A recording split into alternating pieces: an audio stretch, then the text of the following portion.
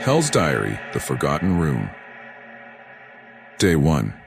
I didn't believe the rumors at first.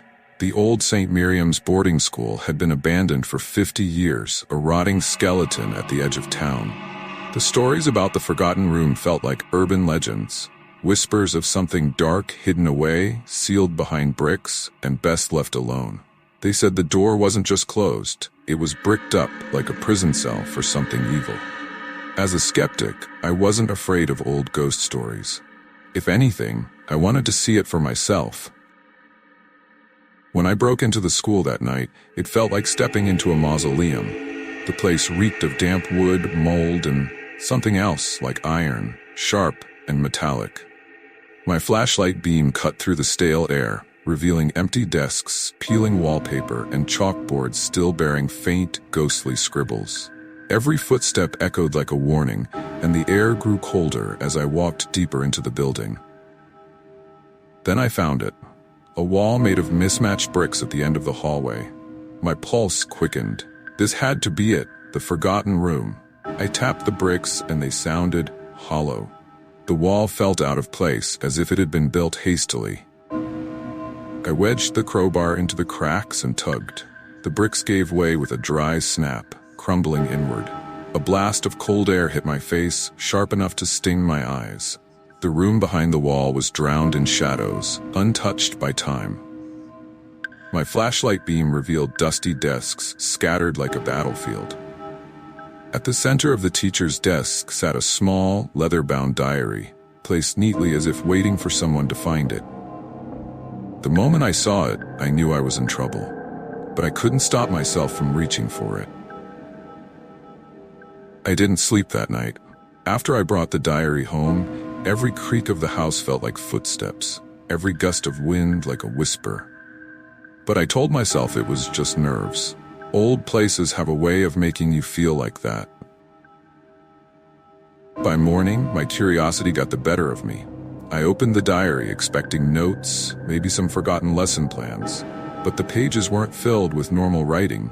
They contained lists, names, hundreds of them, scrawled in tight lines that marched down each page. At the bottom of every entry, the same word repeated, marked. The hairs on my arms stood on end. I flipped through the pages faster, hoping for some explanation. Then my breath caught in my throat. I found my own name, written in shaky red ink. Underneath it was today's date. My hands trembled as I slammed the book shut. But the damage was already done. I felt like the walls of my room had grown closer, suffocating me. That night, the nightmares began. I found myself back in the Forgotten Room. Rows of children sat in silence, their faces pale, mouths gaping in wordless screams. They stared at me with hollow eyes, banging their small fists against invisible walls. Behind them, something loomed.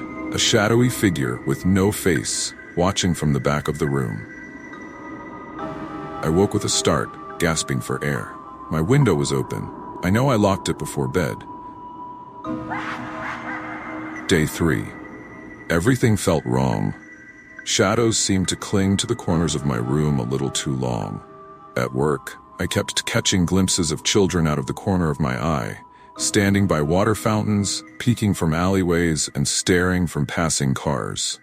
But they disappeared the moment I turned to look. The diary sat on my desk at home, a constant weight on my mind. I tried ignoring it, but by nightfall my nerves were shredded. I gave in and flipped through the pages again. To my horror, new names were appearing, written in that same red ink. Name after name, as if the book was alive. I recognized a few of them, people I knew from town. Then my phone buzzed with a text from an unknown number. Did you read it? I stared at the screen, paralyzed with fear. Before I could reply, another message appeared. It's too late. Day 4. The nightmares grew worse. The children's faces were clearer, their hollow eyes locked onto mine as they slammed their fists against the invisible barrier. But now I wasn't just watching. I was in the room with them. The air smelled of chalk dust and decay. The faceless figure stood in the shadows, inching closer each night, just out of reach. I woke with scratches running down my arms, thin, sharp lines as if scratched by tiny hands. My breath hitched when I realized the diary was open on the floor, pages fluttering as if moved by unseen fingers. Another name was crossed out. Day 5. I tried burning the diary. I watched as the flames licked the edges, blackening the leather, but the fire died out without leaving a mark. Frustrated, I drove to the woods on the outskirts of town and buried it beneath the dirt, hoping that would be the end of it. When I got back home, it was waiting for me, right there on the desk as if it had never left. My phone buzzed again. You can't run. Day 6. I didn't leave the house. Every time I closed my eyes, the dreams dragged me deeper into that cursed room. The children weren't silent anymore. They whispered my name, their voices rasping through the walls, begging me to let them out.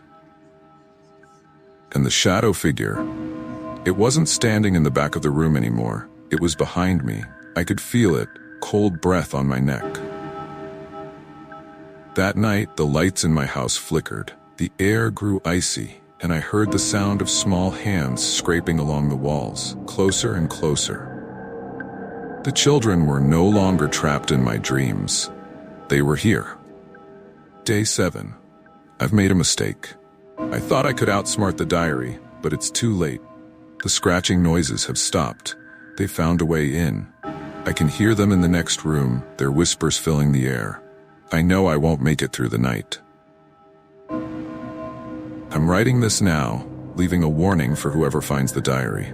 If you've read this far, you're already involved. You've been marked. The last thing I'll say is this: don't finish the book. There's someone standing behind me right now. I can feel it. When the police arrived the next day, the house was empty. No sign of a struggle, no footprints, just a desk, an overturned chair, and the leather-bound diary lying open to the final page. One last entry, written in jagged red ink, marked.